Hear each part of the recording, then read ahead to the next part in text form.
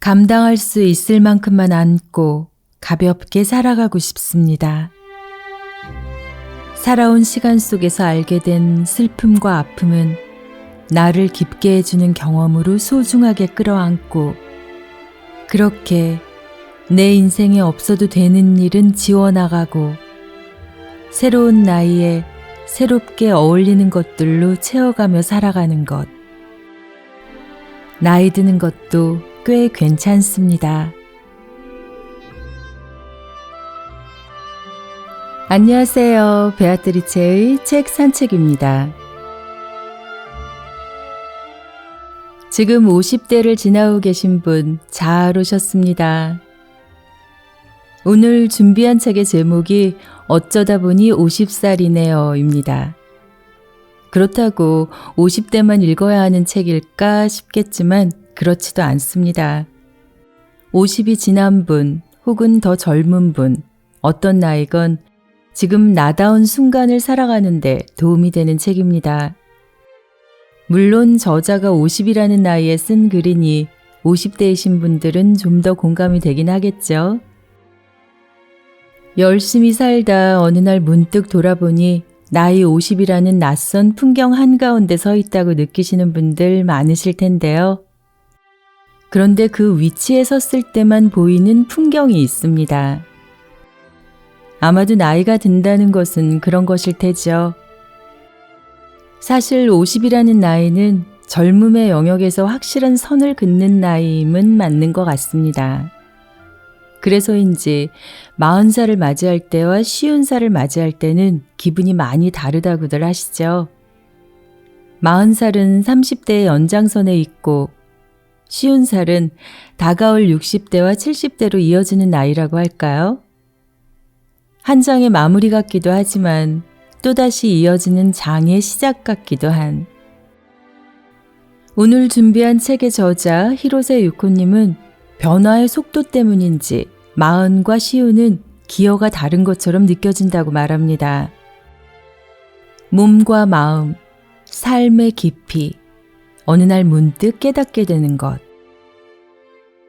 40살 언저리에 나타났던 몸의 변화는 건강한 머리카락 속에 섞인 몇 가닥의 새치 같은 느낌이기에 아직은 젊음 쪽에 발을 담그고 있다는 자신감으로 무시해버릴 수 있는 나이지만 50살에 가까워지면서 나타나는 몸의 변화는 더 이상 새치라고 우길 수 없는 흰머리처럼 뚜렷하고 명료하게 나이듦으로 발을 옮기고 있다고요. 그렇게 몸에는 확실하게 세월의 흔적이 새겨지고 있는데 마음은 아직 받아들일 준비가 되지 않은 탓에 50살이라는 나이는 안타까움과 두려움이 감도는 때라고도 합니다. 하지만 이 책을 읽으며 제가 느낀 저자의 50살에 대한 경험들은 무척 평온하고 자유롭고 그리고 설레는 것들이었습니다. 물건도 사람도 불필요한 것은 내려놓고 오롯이 자신이 원하는 것에만 집중하는 모습이 저는 너무나 좋기도 했고 공감되기도 해서 오늘 영상을 준비해 봤습니다. 자신이 살고 싶은 환경과 집, 자신이 있고 싶은 모습, 자신이 보내고 싶은 시간을 알아가며 차근차근 삶을 풀어가는 방식이 평온하고 깨끗하고 정갈해서 뭔가 제 마음이 깔끔하게 정리정돈된 느낌이 들었던 책입니다. 몸과 마음, 물건과 사람, 자신과 마주하는 법들을 담고 있는 히로세 유코의 어쩌다 보니 50살이네요.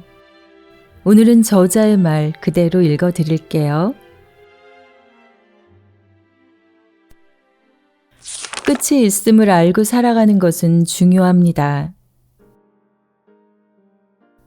무슨 일이 생겼을 때 나는 그런 때를 위해 필요한 것을 친구에게 전달해 두었습니다.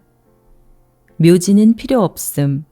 유골은 하야마이 바다에 뿌렸으면 함. 지금 키우고 있는 고양이를 대신 키워줄 사람. 집에 있는 물건은 친구들끼리 원하는 것을 나눠 가졌으면 함. 등등의 내용을 한 사람이 아닌 여러 명에게 농담처럼 얘기해두고 있습니다. 이는 나이가 들었기 때문이 아니라 생과 사는 바로 붙어 있는 것이라고 어느 순간 깨달았기 때문입니다. 생명은 자기 마음대로 할 수 없는 것이라는 것을 알았을 때부터입니다. 친구에게 일러둔 내용은 그닥 중요하지 않을지도 모릅니다. 검은 고양이를 맡기는 일 이외에는 어떤 의미에서는 수순상의 일이거나 표면적인 것입니다. 하지만 그 일을 말로 했을 때 나는 내 시간이 무한대가 아님을 확인합니다. 그리고 내 생각을 전할 수 있고 들어줄 수 있는 사람들이 있다는 것에 행복을 느낍니다. 죽음을 생각하는 것이 부정적으로 보일지 모르지만 자신이 이 세상에서 사라질 가능성은 얼마든지 있다는 사실을 알게 되면 신기하게도 생이 빛나기 시작합니다. 끝이 있는 시간인 까닭에 더욱 충만한 순간을 살고 싶다고 생각하게 됩니다. 내게 충만한 순간이 어떤 순간인지를 떠올려 보면 할 수 있는 일이나 하고 싶은 일은 의외로 한정되어 있다는 사실을 깨닫습니다. 맛있게 밥을 먹고 푹 자고 마음이 통하는 사람과 시간을 보내고 자신의 일을 하고 솟아나는 감정을 소중히 느끼고 오늘도 좋은 하루였다며 하루를 마감하는 것. 혹시 내일 눈을 뜨지 못한다 해도 가족에 둘러싸여 있건 파트너가 있건 혼자이건 그것은 변하지 않습니다. 뜻대로 되지 않는 일에 화를 내거나 마음에 들지 않는 일이나 사람에게 자신의 감정과 시간을 할애하는 것은 내 인생에 없어도 되는 일이라고 생각하게 되었습니다. 생각지도 못한 일이 일어난다고 해도 하루하루를 확실하게 보내는 것. 미래의 시간은 지금의 연장선 위에 있습니다. 수명을 마음대로 할 수 없다면 지금을 소중히 여기는 것이 내가 할 수 있는 일이라고 생각합니다. 미래를 정하는 것은 지금이라고 생각합니다. 젊었을 때는 자신의 시간에 끝이 있다는 사실을 생각하지 않고 지냈습니다. 그것이 젊음이자 그 나이의 특권이겠죠. 하지만 삶이라는 시간에 끝이 있다는 사실을 깨달은 후부터 그날을 그날답게 보낼 수 있도록 이라고 생각하게 되었습니다. 나이가 들어 병에 걸리면 어떡하나 이런 불안감은 누구나 갖고 있습니다. 하지만 미래의 일은 정말로 알 수 없습니다. 60살이 되었을 때의 걱정, 70살이 되었을 때의 불안. 하지만 정말로 60살까지 살아있을지 어떨지는 아무도 알 수 없습니다. 그 이후의 나이는 더더욱. 그러니까 일단 걱정과 불안을 안고 있는 상태로 미래의 일을 생각하는 것은 그만두자고 너무 마음 쓰지 말자고 생각하게 되었습니다.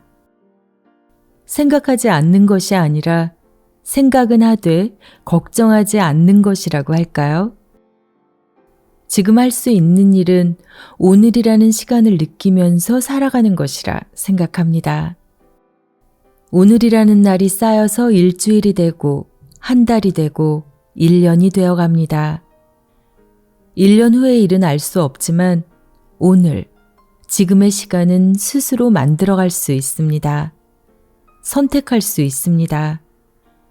하루 끝에 오늘도 좋았다고 생각할 수 있도록 그리고 다시 새로운 아침이 찾아오기를 설레는 마음으로 기다릴 수 있도록 각자의 나이에 멋지게 어울리는 것은 있기 마련입니다. 누구나 나이가 듭니다.